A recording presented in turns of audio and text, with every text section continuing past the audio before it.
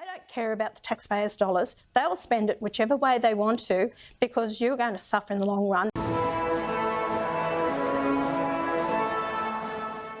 Next time you hear members of the Albanese government talking about the importance of good management, keep this story in mind. New figures released today show the government spent $100,000 of your money flying Labor MPs back to Canberra for a one-off 90-minute meeting to rubber stamp the Stage 3 tax cuts. Yeah, Albanese's cabinet approved the tax cuts on January 23, but rather than wait 2 weeks for MPs to be in Canberra, the PM insisted they all make a special trip the following day. A Labor government will always look for ways in which we can provide assistance to those in need. We'll do so, of course, though, in a context.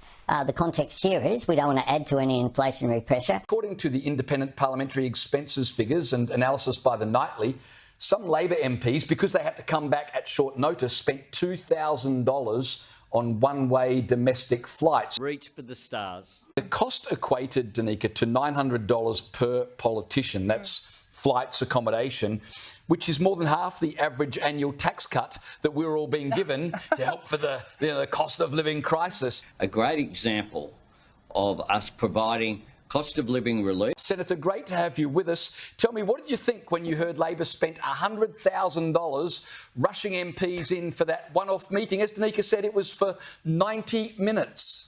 It's an absolute scam. I am absolutely furious about it, James. I cannot believe that they've done it.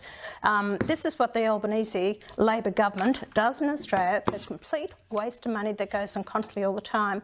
You know, in Queensland, we have kids and the elderly and people who can't get operations purely for the fact is we haven't got the money to supply for the nursing staff or the beds for them.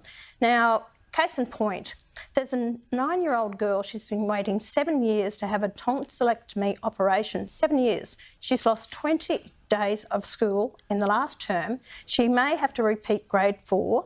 It's depressing her and she's not doing well at all. So hence, I've actually offered to pay for this operation, which is now going to go ahead on the 27th of August. Senator Pauline Hanson has promised to cover the surgery costs for a 9-year-old Yeppoon girl who's been on the public hospital waiting list for more than 7 years. I'm paying for it. Oh, thank you. All right? I'm going to pay for it. Thank you. Thank you. No, it's not right. Today I announced that Australia will provide an additional $15 million in humanitarian assistance for civilians in Gaza. This adds to the $10 million Australia has already committed and will help deliver life-saving assistance such as emergency water and medical services. Now, these are important things to people to have these important operations done, not flying politicians here for 90 minutes from all over the country at taxpayers' expense. So I'm very furious about this. Another thing too, it was a previous government of the coalition that actually supported, with the support of One Nation and my vote, got the tax-free tax cuts across the line. They were already in legislation and accounted for. The Albanese government tweaked it a bit to take tax cuts off those high income earners. So those tax cuts were already there in place anyway. And yet to drag people from around the country to pass these tax cuts is an absolute disgrace. And I hope the people remember this. And I hope the people throw him out at the next election. They don't care about the taxpayers' dollars. They'll spend it whichever way they want to because you're going to suffer in the long run because it has to come out of the taxpayers' pockets somewhere. So you're robbing Peter to pay Paul. Yeah, absolutely. As we said, this was meant to be the big saviour of Middle Australia, but we're going to bill taxpayers at the same time for it. It's extraordinary.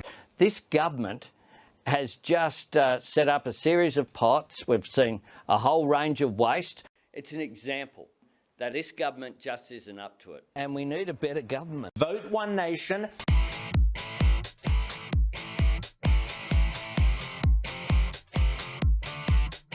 That's my style. I hope you've noticed that. I'm paying for it. Oh, thank you. All right? I'm going to pay for it.